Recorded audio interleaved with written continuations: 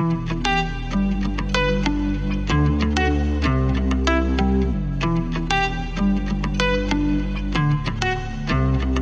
है। क्या हालचाल दगड़ियों, welcome to our YouTube channel. We are Juyal brothers. मैं हूं अक्षित जुयाल, ये हैं Pratyush Juyal, and welcome to hip hop reactor radio. Yo, come on, homie. Yeah, man. So we are back with the new video, and today we are going to discuss on hip hop history and its significance on African American culture. So let's start. आज हम थोड़ा सा hip hop के बारे में बात करेंगे, क्योंकि हमारा चैनल ही हिप हॉप के बारे में बात हो रहा है। जैसा कि हमने आपसे वादा करा था कि हम लोग अपना एक नॉलेजेबल वीडियो लाएंगे बिल्कुल। जो हिप हॉप के ऊपर होगा। तो आज हम उसी वीडियो को आपके लिए लाए हैं, और आज हम इसमें बेसिकली बात करेंगे actually what is hip hop, और हिप हॉप कहाँ से स्टार्ट हुआ, कैसे स्टार्ट हुआ, वो सारे क्या रीजंस थे जिसके वजह से हिप हॉप का ओरिजिनेट हुआ या हिप हॉप एग्जिस्टेंस में आया, और कौन कौन लोग थे जिनकी वजह से ये स्टार्ट हुआ, और कैसे कैसे मूवमेंट्स इसमें हुए, क्या क्या चीज़ें हुई, ये सारी चीज़ के बारे में आज हम डिस्कस करने वाले हैं इसके अंदर। तो सबसे पहला क्वेश्चन जो हमारे दिमाग में आता है, जो शायद आपके दिमाग में, भाई आपके दिमाग में, मेरे दिमाग में, हमारे दिमाग में क्या आ रहा है कि व्हाट इज़ हिप हॉप। तो अगर हम एक डेफिनेशन की बात करें कि यार अगर मैं बोलूँ एक बुकिश डेफिनेशन क्या होगी हिप हॉप की, तो basically hip hop is like a cultural and artistic movement जो बेसिकली स्टार्ट हुआ था साउथ ब्रॉन्क्स इन न्यूयॉर्क, जो अमेरिका में है, 1970 में। ठीक है।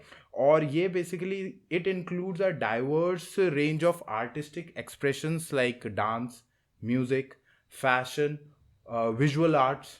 तो दिस इज हिप हॉप अगर हम एक बुकिश लैंग्वेज या बुकिश डेफिनेशन की बात करें, राइट। पर हम अब इसको थोड़ा सा एक्सप्लेन करेंगे कि हिप हॉप क्या है ना भाई।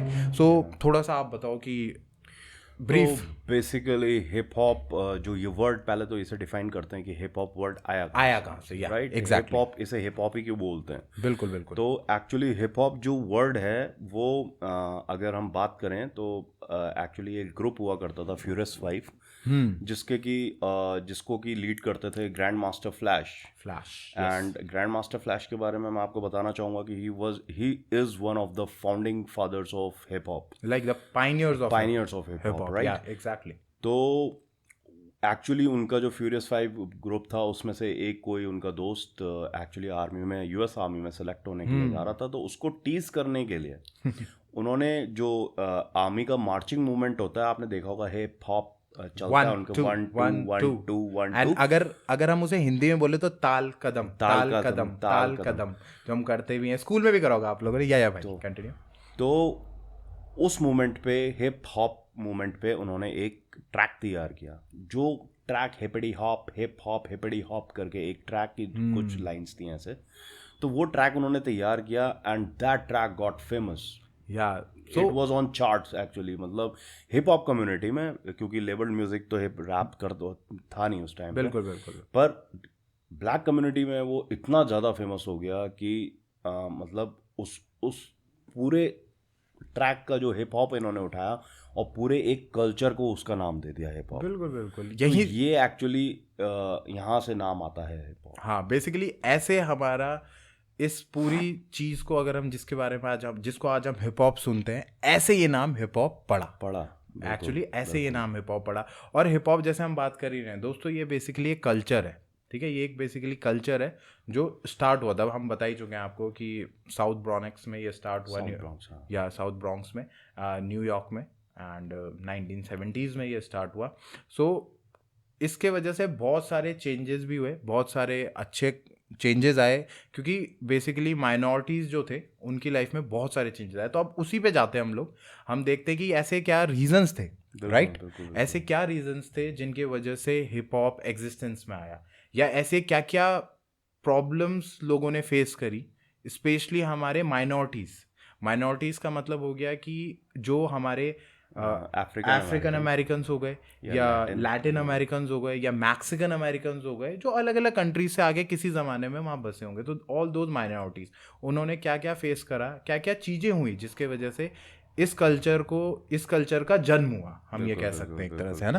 तो एक हम अगर बात करें भाई, तो मेरे ख्याल से जितना मुझे याद आ रहा है तो पहले शायद स्टार्टिंग में हिप हॉप म्यूजिक तो नहीं होता था, है ना? नहीं, तो एक्चुअली होता क्या था कि अगर हम 70s से पहले बात करें, क्योंकि एज इट सेड कि 70s में हिप हॉप का जन्म हुआ, तो 70s से पहले जो हिप हॉप तो एग्जिस्ट करता नहीं था। तो ब्लैक कम्युनिटी का जो मेन सोर्स ऑफ एंटरटेनमेंट हुआ करता था वो म्यूजिक की तरफ अगर हम देखें तो they are actually leaning towards the disco music and pop music, blues, jazz, क्योंकि यही होते थे उस समय।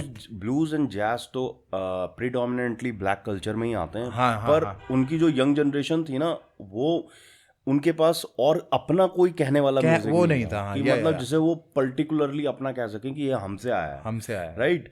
तो वो एक्चुअली उन्होंने वो जा रहे थे, जो थोड़ा बहुत जिनके पास पैसा था वो जाते थे डिस्कोथेक्स, पर उनके साथ डिस्क्रिमिनेशन होता था। हाँ, एग्जैक्टली, लाइक व्हाइट पीपल्स का उस समय वो था, एक्चुअली क्या होता डोमिनेंट थे, डोमिनेंट थे एक्चुअली। सारे डिस्कोथेक्स जो न्यूयॉर्क और ब्रॉन्क्स साइड में जितने भी डिस्कोथेक्स थे वो वाइटली ओन्ड थे, तो वो उन्हें अलाउ नहीं करते थे ब्लैक पीपल को, और जिसकी वजह से उन्हें रेसिज्म का फेस करना पड़ता था।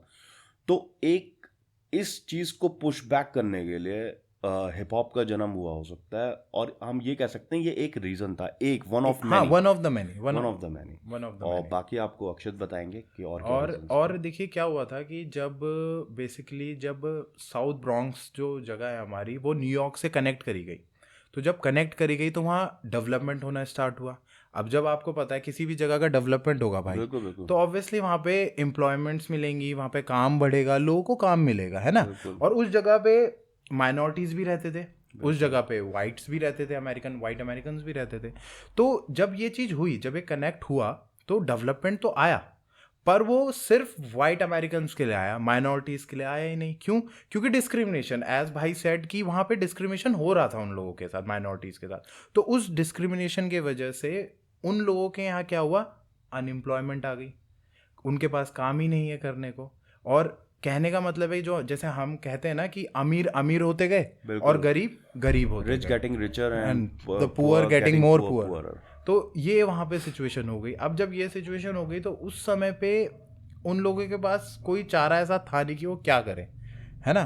तो बहुत सारे प्रॉब्लम्स होनी स्टार्ट हो गई, लाइक वहाँ पे गैंग कल्चर स्टार्ट होने लग गए, और ड्रग्स का थोड़ा सा वो होने लग गया, ड्रग्स में इन्वॉल्व होने लगी उनकी जनरेशन टू जनरेशन, और इस वजह से उनका कब हर तरह डिस्क्रिमिनेशन होता था। फॉर एग्जांपल, अगर कहीं पे कुछ प्रॉब्लम हुई, अगर पुलिस वालों ने ब्लैक्स या अमेरिकन अमेरिकन्स को या किसी भी माइनॉरिटी को पकड़ा अगर, तो और वाइट्स को पकड़ा, तो वो वाइट्स को जाने देते थे, और उन लोगों के जितनी माइनॉरिटीज़ थी उन लोगों के साथ कहीं ना कहीं डिस्क्रिमिनेट करते थे। मतलब ये था कि वाइट्स के साथ जो एक बिहेव होना चाहिए कॉप का वो बिल्कुल अलग होता था, और माइनॉरिटीज जैसे ये अफ्रीकन अमेरिकन लैटिन्स हो गए, इनके साथ बिल्कुल अलग होता था। मतलब इनको बख्शा नहीं जाता था, और अगर इन्होंने थोड़ा सा भी इनको लगा तो दे गॉट शॉट। एग्जैक्टली।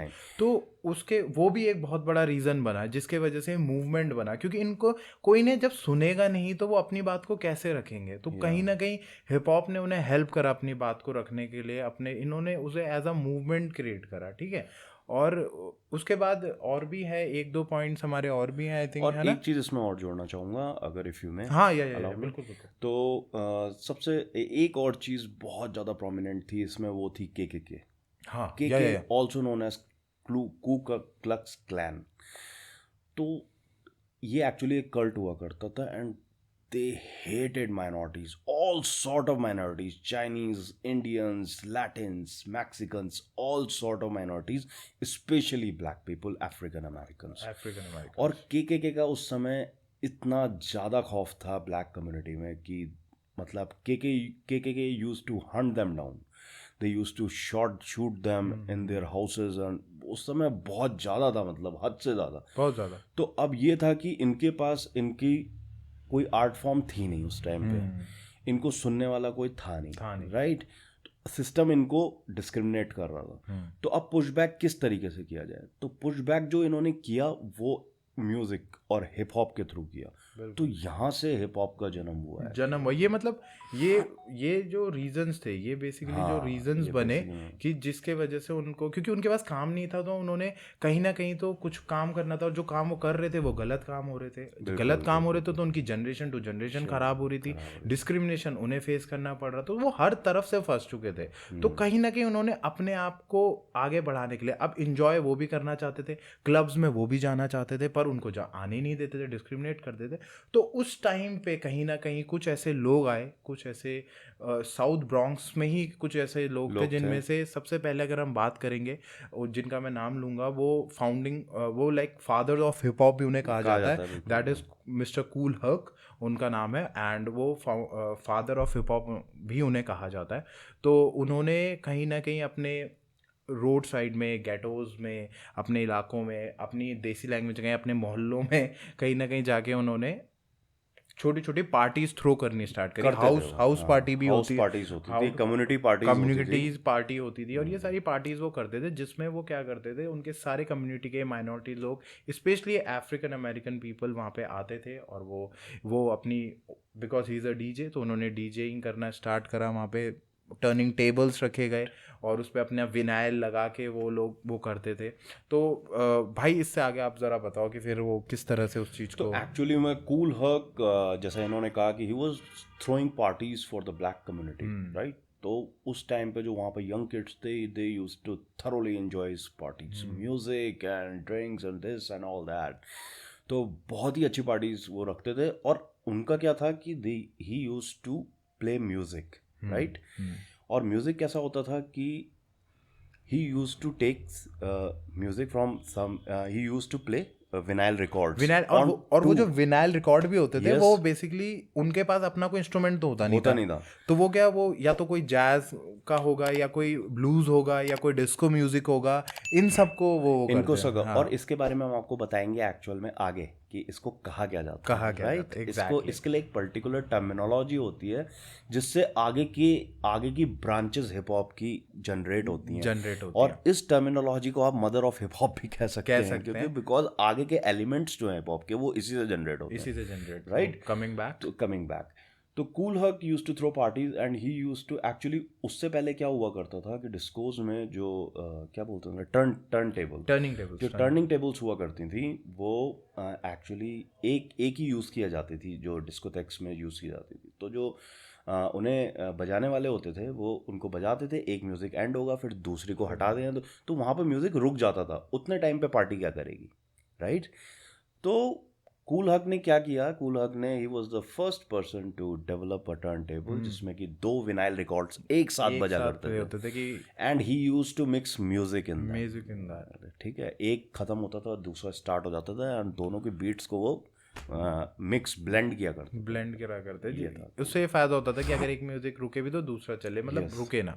तो ये बेसिकली ये उनका था, काफ़ी उन्होंने मतलब इस चीज़ में होगा, और वो उन्हीं के वजह से काफ़ी चीज़ें इम्प्रूव हुई, लोगों को मौके मिले, ठीक है। एट द सेम टाइम अब जैसे हम जानते हैं कि जो साउथ ब्रॉन्क्स है, वहाँ पे कैनाल वो बहती है, और कैनाल के दूसरी साइड पे एक और लेजेंडरी हम उन्हें कह सकते हैं founding fathers of hip hop, उन्हें भी कहा जाता है, तो वो उस साइड में थे।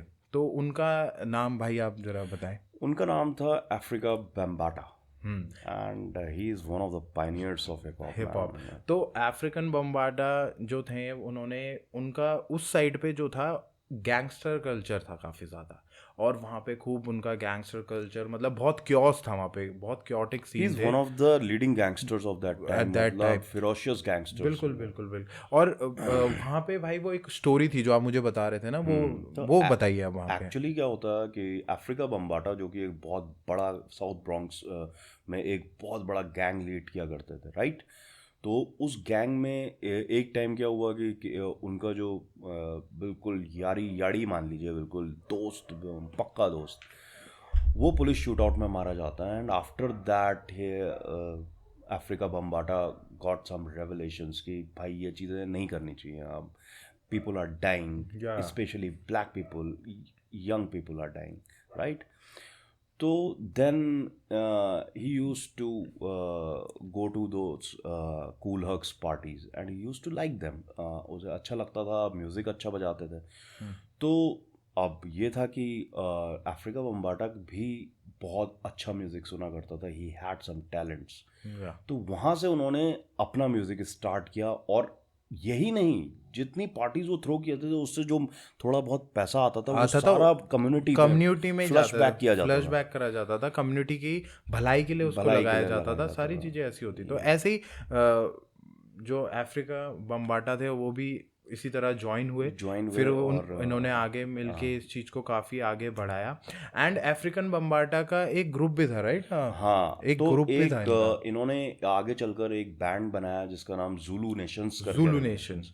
अब ज़ुलू नेशंस की भी अपनी एक कहानी हाँ हाँ भाई भाई भाई, वो बताओ, वो तो बहुत सही है। ज़ुलू नेशन की जो कहानी है एक्चुअली अफ्रीका बम्बाटा के ही अपने शब्द हैं कि वो कहते हैं कि मुझे एक मूवी थी जो ज़ुलू नाम से, जो कि उन्हें बहुत पसंद थी, उनके मतलब वो उनसे बहुत इंस्पायर्ड हुए थे। तो एक्चुअली ज़ुलू का क्या था कि वो एक ऐसी कहानी है जिसमें ब्रिटिश कॉलोनाइजर्स की कहानी है जो कि अफ्रीका जाते हैं कॉलोनाइज करने के, और जो वहाँ के ट्राइबल अफ्रीकन्स हैं वो कैसे फाइट बैक करते हैं, ट्राइबल्स तो वो कैसे फाइट बैक करते हैं उसमें, तो वो ज़ुलू की स्टोरी है। तो वहाँ से वो बहुत इंस्पायर्ड हुआ था, क्योंकि because African Americans were suffering the same thing, like same pain, they are going, लाइक हम कह सकते हैं they are going with the same pain, they are facing all that same stuff, right? Same stuff, right? तो इस वजह तो से ज़ुलू नेशंस उन्होंने डेवलप किया, और ज़ुलू नेशंस में ही उन्होंने आगे फिर इसमें सबसे पहले आर्टिस्ट थे अफ्रीका बम्बाटा, जिसने ईडीएम जो लेके आए थे हिप हॉप में, ईडीएम लेके आए वो। फिर उसके बाद वो पंक रॉक के साथ उन्होंने कोलैब करी, कई पंक रॉक आर्टिस्ट थे, इलेक्ट्रॉनिक म्यूजिक का जो ईडीएम बेसिकली वो ये इलेक्ट्रॉनिक म्यूजिक में उन्होंने कहीं ना कहीं काफी वो करे हैं। पंक रॉक को उन्होंने पंक रॉक के साथ वो करके उन्होंने पंक पॉप हिप हॉप भी बनाया। तो उसमें कई सारी चीज़ें थी, इन्होंने पूरा मतलब हिप हॉप का सीन ही चेंज कर दिया था उस टाइम पे उन्होंने, उस टाइम पे। तो ऐसे ही चीज़ें बढ़ती रही, ऐसे ही बहुत सारी चीज़ें हुई जिनके वजह से फिर कल्चर में और ग्रोथ होती गई। फिर इसके बाद एक और बहुत अच्छी चीज़ हुई कि जब इतने सारे लोग इसमें जुड़ते गए तो even UN, United Nation, everybody know. So United Nation में, जैसे यूनाइटेड नेशन ने भी हिप हॉप को रिकॉग्नाइज करा, एज अ कल्चर रिकॉग्नाइज करा, जैसे इंडियन कल्चर है, लैटिन कल्चर है, स्पेनिश कल्चर है, एंड अमेरिकन कल्चर है, डिफरेंट कल्चर भी है, एशियन कल्चर है। सो वैसे ही उस समय पे यूएन की जो एक ब्रांच है यूनेस्को, जो कल्चरल वो संभालती है, उन्होंने हिप हॉप को एज अ कल्चर मान लिया कि yes it is a culture, hip hop recognise कर लिया 16 मई 2001 को। तो उसके बाद से ये चीज़ और ज़्यादा हो गई, और इसके जो एलिमेंट्स हैं, जो इसके और सब ब्रांचेस हैं, उनके ऊपर अब रिसर्च चल रही है, उनको फ्लरिश करने के लिए, उनको और ज़्यादा बढ़ाने के लिए उस पर अब वो खुद भी काम कर रहे हैं। तो ये चीज़ें बहुत वो रही हैं, बहुत अच्छा वो चीज़ गया। अब अच्छा, मैंने एक टर्मिनोलॉजी की बात करी थी आपसे। हाँ जी, एक शब्द बोला था मैंने कि ये मदर ऑफ हिप हॉप भी कह सकते हैं इसे। बिल्कुल, मतलब मेरे हिसाब से तो it's a mother of hip hop, क्योंकि सारे चीज़ें फिर उसके बाद ही बनी। तो एक्चुअल में क्या था कि जो कूल हर्क थे वो क्या ब्रेक बीट्स का यूज़ किया करते थे। अब ब्रेक बीट्स क्या होती हैं? बिल्कुल, ब्रेक बीट्स क्या होती हैं कि जैसे कोई रॉक म्यूज़िक है, उसके बीच में एक वर्ड्स ख़त्म हुआ और उस वर्ड्स के बाद जो रिपरकशंस चलते थे, या ड्रम्स चल रही हैं, ड्रम बीट्स आ रही है, या जैज में कोई पियानो ही बजा रहा है, तो उतना पार्ट लेके उसको लूप पे चलाया जाता था, and then they used to mix beats in them. Exactly, and those things were getting famous in the black community, right? तो वहाँ से आपका जो ब्रेक बीट्स का यूज़ आया, और ब्रेक बीट्स के बाद इतनी चीज़ें निकल के आई ब्रेक बीट से कि वो हम आपको नेक्स्ट एपिसोड में बताएंगे। और देखिए इसका ज़रूरत क्यों पड़ा, आपने अगर ध्यान दिया हो या आपने कभी पढ़ा हो, देखा हो, तो उन लोगों के पास कोई इंस्ट्रूमेंट्स नहीं होते थे। They don't have guitars, they don't have drums, they don't have synthesisers, they don't have any other instrument. तो वो प्ले क्या करेंगे, म्यूजिक वो मतलब करेंगे कैसे, बनाएंगे कैसे? तो यही विनाइल रिकॉर्ड्स, डिफरेंट जॉनर्स के जो म्यूजिक होते थे उनको यूज़ करके, एंड देन टर्निंग टेबल्स पे वो करके, उनसे वो जो बीच के, जैसे भाई ने बताया कि वो स्पेसेस को यूज़ करके उनमें ब्रेक बीट्स बना के उनका वो यूज़ करते थे, और इसी ब्रेक बीट्स के ऊपर सारे जितने एलिमेंट्स हमारे हिप हॉप के हैं वो काम करते वो थे, काम करते अपना अपना वो एलिमेंट का अपना अपना वो दिखाते थे वो। तो वो ऐसा होता था कि आप ये लगाइए कि धीरे धीरे ये चीज इतनी बढ़ी कि आज हम उस चीज को बहुत बड़े लेवल पे देख रहे हैं, वर्ल्ड वाइड देख रहे वर्ल्ड हैं, वाइड बिलियन डॉलर इंडस्ट्री हो गई यार। तो यही चीज है। और अब हमारा क्या है, देखिए इसके बाद एलिमेंट्स आते हैं, हिप हॉप के एलिमेंट जो बहुत इंपॉर्टेंट चीज़ें हैं। अब बेसिकली अगर मैं एलिमेंट की इस एपिसोड में हम सिर्फ आपको नाम बताएंगे एलिमेंट्स के, पर एलिमेंट को डिफाइन और उसको बिल्कुल डिस्क्राइब करना, उसके बारे में डीपली बताना, ब्रेक डाउन करना, and who all are the pioneers in that specific elements जिन्होंने इस चीज़ को बढ़ाया, तो हम ब्रीफली उसे एक्सप्लेन करेंगे बहुत अच्छे से, पर हमारे नेक्स्ट एपिसोड में।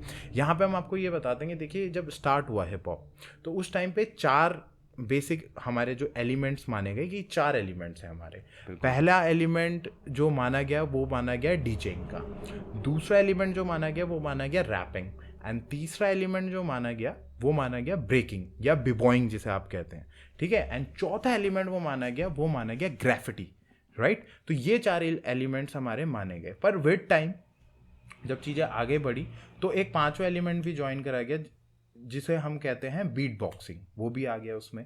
और आज हम जब किसी से, अगर आप किसी भी हिप हॉप आर्टिस्ट से या कोई भी इंसान जो नॉलेज रखता है ना भाई हिप हॉप की, उनसे हम जनरली पूछते हैं यार कि what are the elements of hip hop, तो यही 5 एलिमेंट्स वो बताते हैं। और इसके साथ साथ नॉलेज को भी एक वो माना गया था, साथ साथ इसका फैशन भी था, बहुत सारा visual arts, life style, because hip hop is a culture. Basically hip hop क्या है, वो एक culture, and it's a ongoing expanding culture because it's young, it's 50 years old, right. या अभी 2020 में 1970 में शुरू हुआ था, तो 2020 अभी ये जो डेकेड है पूरा हिप हॉप डेकेड ही माना जाएगा, डेकेड ही मानने हैं तो इसमें 50 years पूरे हुए हैं। और अभी यंग कल्चर है but it's growing very very rapidly, और आज हर जगह करा जा रहा है। तो यही सारी चीज़ें अब हम अगले एपिसोड में ये सारे एलिमेंट्स को हम डिफाइन करेंगे, अच्छे से इसे एक्सप्लेन करेंगे। सो गाइस, हम उम्मीद करते हैं कि आपको हमारा ये वाला एपिसोड अच्छा लगा होगा, जो बेसिकली जो था हमारी हिस्ट्री ऑफ हिप हॉप के बारे में, कैसे स्टार्ट हुआ, क्या रीजंस थे जिसकी वजह से हिप हॉप एग्जिस्टेंस में आया, कौन लोग थे पाइनियर्स जिन्होंने ये स्टार्ट करा, वो हमने आपको सब बताया। अब नेक्स्ट एपिसोड में हम एलिमेंट्स को डिस्क्राइब करेंगे। हम होप करते हैं कि आपको हमारा ये एपिसोड बहुत पसंद आया हो, और अगर आपको पसंद आया है तो प्लीज़ सब्सक्राइब अवर चैनल। ऐसे ही रोचक वीडियोस के लिए हम आगे और बहुत सारे अच्छे इसी तरह की फैक्चुअल जानकारियों के साथ आपके लिए नए वीडियो लाते रहेंगे। और बेल बजाना मत भूलिएगा, क्योंकि उससे ही आपको नोटिफिकेशन आएंगे, नहीं तो हमारा वीडियो मिस कर देंगे आप लोग, देख लीजिएगा, है ना। So do like, comment, share and subscribe our channel. It is very important for us because it's all about your love and support which you are giving to us. उसी वजह से हमें प्रेरणा मिलती है कि हम और अच्छा काम करें और आपके लिए नई नई चीज़ें और लेके आएँ। और अगर आपको हमारा ये एपिसोड पसंद आया हो, इसकी नॉलेज पसंद आया हो, तो प्लीज़ अपने व्यूज़ हमारे कमेंट बॉक्स पे शेयर ज़रूर करिएगा। कोई बात अगर आप हमें बताना चाहते हो जो हम, क्योंकि हम भी चाहते हैं हमारी नॉलेज और बढ़े, तो आप हमारे कमेंट बॉक्स को यूज़ कर सकते हैं। So now we are Juyal brothers and we are signing off. जय हिंद, जय श्री राम। जय श्री राम।